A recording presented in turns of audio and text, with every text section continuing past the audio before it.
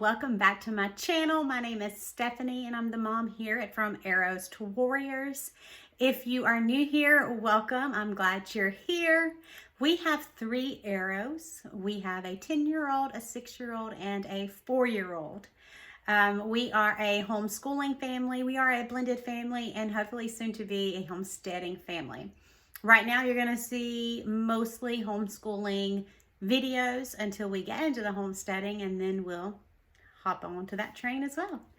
Today's video is a requested Q&A, a homeschooling Q&A. So I have about 26 questions that I've got to get through. I may not get through all of them in this one video because I don't want it to be too long, and if not, then we'll do a part 2. Okay, so let's just jump in since we do have so much to go over, and I've got it all on paper.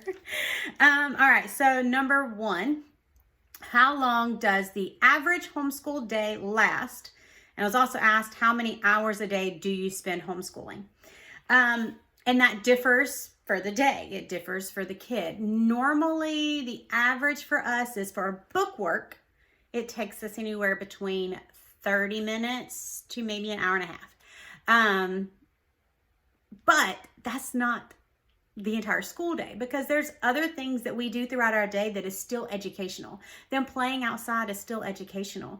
Educational TV shows, they're still learning. Playing with their toys, imagination, sensory bins, those things are still educational. So while they're awake, they are learning. So our school day is pretty much all day long. They're doing something to learn something throughout the day. Number 2. Is it costly to get started homeschooling versus sending your children to public school? That is up to you, girlfriend. That is 100% up to you. If you want to go all out and spend a whole bunch of money, it's going to be expensive. If you want to do the bare minimum, then it's not. There are free curriculums, there are cheap and expensive curriculums, and there are over-the-top curriculums. Now, that's just the curriculum part of it. Now, when it comes to your actual school supplies, that's going to run you about the same as public school, except your kid is the one using the supplies you buy. It's not a shared, thing, which I'm not against. I'm just saying what you buy is what you use. So, you're buying your same pencils, crayons, markers, colored pencils, glue. I mean, just all those things you're already buying. It's the curriculum that you're looking at. It's just the difference in you choose your curriculum and you choose what you teach your child versus the teacher or the school district or the state choosing what your child learns. So it can be expensive, but that's 100% up to you. Number 3, how do you keep up with progress? That will depend on your state. Some require reports, some don't. Georgia is a not low compliant. Let me pull it up. I'm sitting here on the computer too. Give me just a second. Georgia is a low regulating state. So they have requirements, but they don't require you to turn them in anywhere. So when it comes to keeping up with records, they do want you to write a report at the end of every year with what your child learned. Or you can keep your child's stuff, and you need to keep each year for about 3 years.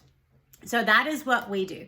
I keep what they did for that year in a filing cabinet, and I'll keep it for 3 years. And then I'll keep things that are special, and then the rest will go in the trash. I do write I have a special calendar that I write out what we do each day, and in the book I write how well they did in their curriculum on their pages. I write on it, and like I said, we just keep that. Number 4, do you have to register with your state? Now that depends on your state, but all states have different things that you have to do. For Georgia, which if you don't know, we live in Georgia, so that is where we are registered to homeschool. We have to file a letter of intent every year. So I filed August the 3rd of last year, and it lasted me until August the 2nd. So I filed again on probably August the 1st, I think, this year, and it'll be good until July 31st of next year. And it says, what did it look like? That's it. Just file a letter online, and when you are done, you can print off your proof of letter of intent, and that is it. Or declaration. I think it's letter of intent for Georgia. Yeah. And then, let's see, how long does it take to get approved to homeschool? As soon as you hit submit on that letter of intent for Georgia. Other states, it may be a little different. You may have other steps that you have to take, but for Georgia, that's it. It's immediate. Where do you purchase your curriculum? Everywhere books are sold, pretty much. You buy them online. You can look at Amazon. You can search eBay, because you can buy used curriculum. You don't have to buy brand new. You can buy directly from the site. You can buy from a site like Rainbow Resources or Christian Book, places that sell curriculum. And curriculum can look like different things. Like, you can go to Walmart and purchase a booklet that has all the subjects in it for $12, $14, and that be your curriculum for the year. So you can buy curriculum pretty much anywhere you can buy books. Have you found a really low cost curriculum? Okay, that can be any curriculum. Anything can be low cost. Well, let me take that back. Not all curriculum can be low cost, because there are expensive curriculums. But if you do it yourself, cut and paste, pull from different things, you can make it as budget friendly as you want. But a really inexpensive one that I have used that I actually enjoy was Easy Peasy. That one is completely free online. You can buy the workbooks on Amazon, and they're like $6, $7. Not expensive at all, and they're not Common Core. I actually really like those. Number 8, Number 8, can homeschooling benefit my children? Absolutely. And that is 100% how you do it. So if you go into this with I have to, it's probably not going to benefit your children. If you go in this with a grateful heart and you're looking at, this is what God has given us to do, and I'm going to do this in service to God for my children, then absolutely it'll benefit your children. You're going to be able to teach them differently, teach them in a way that they learn, teach them in a way that benefits them, and then allow them to guide you into the direction that they want to learn.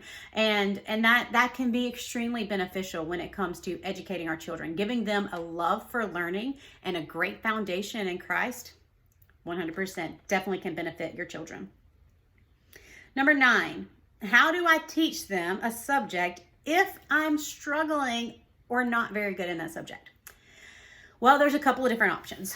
First off, you can learn with them and teach them while you're learning. That's not an issue. Like, when it comes to older grades, if you are struggling with algebra, you can reteach yourself as you're teaching them and learn together, and it'd be a great experience. But you can also put them with a tutor.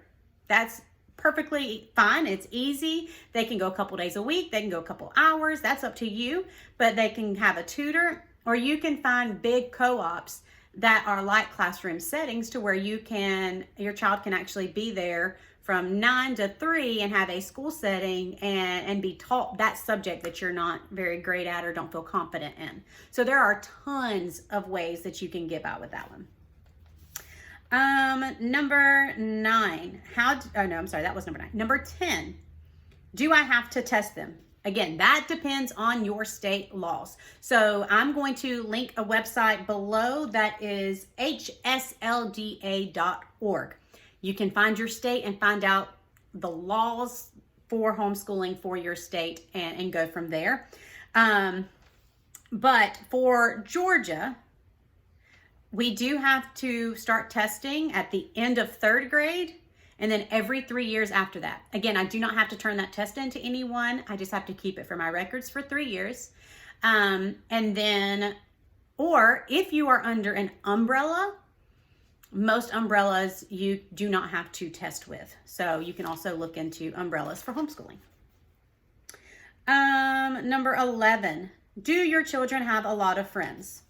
My children have about 3-4 friends that they are really close with, that they hang out with often. But my children are also children who make friends everywhere they go. So they have their friends at church, they have their friends in our co-op, and they see these people every week.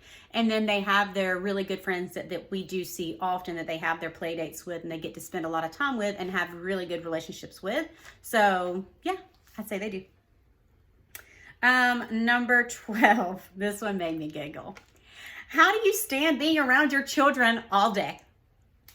Well, to be honest, I do genuinely love being around my children. I do. I enjoy it. I enjoy seeing every step. I enjoy being there for every moment. I enjoy it. But we do take breaks from one another.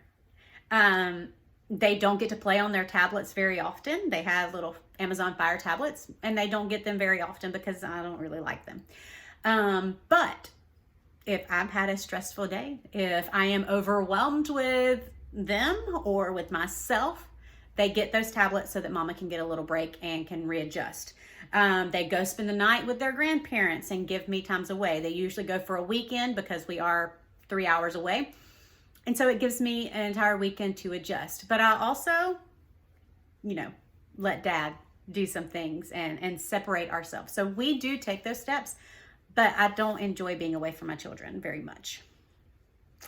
Number 13, how do I know what to teach?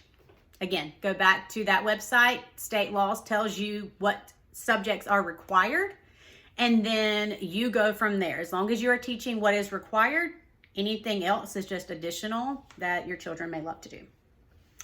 Number 14, how do I start? Well, you start with prayer. You make sure that it is what God is calling you to do. That way you're going in it with a grateful heart. You're going in it with a mindset that allows you to pursue God in everything that you do and teach your children what God has prepared us for and what he has made us for and our purpose in life. And then after that, you head on over to this website and you make sure you look at your state laws, you file the letter of intent or do whatever your state is requiring you to do, and you shop for curriculum, and that's it. Number 15, did your family support you or criticize you? Well, my hubby supported me, 100% support. My parents supported me. I had some family that questioned me, but I didn't have anybody really criticize me. I did have one brother that was just like, you just think you're too good for public school. You just want to do it all yourself. Until recently when he had his own kid, and now he's just like, I understand. So it wasn't really, criticizing, just not fully understanding. Number 16, how do you decide what curriculum to use? That's funny. You see, that's really hard for me because I want all the curriculum. I want it all. I want every single one of them so that I can have it in my hand and play with it. But it takes a lot of prayer, and it takes you knowing your child and sitting down and finding out what your child's strengths are, what their weaknesses are, and then moving on from there and looking at each curriculum, praying over it, and deciding what is best for that particular child. And then, go from there. All right, the last one for this video is going to be number 17. How do you budget for your curriculum? Well, honestly, this is my second year, I haven't had an actual budget. Now, for next year, I'm starting that. I will have a budget for next year, and so I'm going to save from now until then, and whatever is in that allotment is what I'll have to spend. But what I suggest is you use as much as you already have. If you don't need it, don't purchase it, especially your first year. When it comes to your curriculum, you can buy it used. You can find what you're wanting on the site and then look elsewhere for it. Don't buy it just because it's brand new. If you can find it used somewhere else and it's cheaper and it saves you $1, do that. Because if you don't love that curriculum, you're going to need something else. And honestly, you may not love the curriculum you choose. I did not love the curriculum that we chose for our first year, so we stopped using it. And then I moved on to Easy Peasy. But don't go all out until you find something that you truly, truly love. Unless you have a plan on donating it or, doing something with it afterwards. But that's all for this video because this is going to be long and the next questions are definitely more into detail. So I'm going to do a part 2. If you like this types of video, give me a thumbs up. If you have any other questions that you'd like me to include, go ahead and comment them below. And maybe we'll do a part 3 or just another segment for another month. But that's it. Y'all have a great day. I hope you enjoyed it. I did. Again, give me a thumbs up. Don't forget to hit subscribe and hit that bell so you can get notifications on when I post. And I post every Tuesday and every Thursday. So y'all have a great day and we'll see you next time. Bye.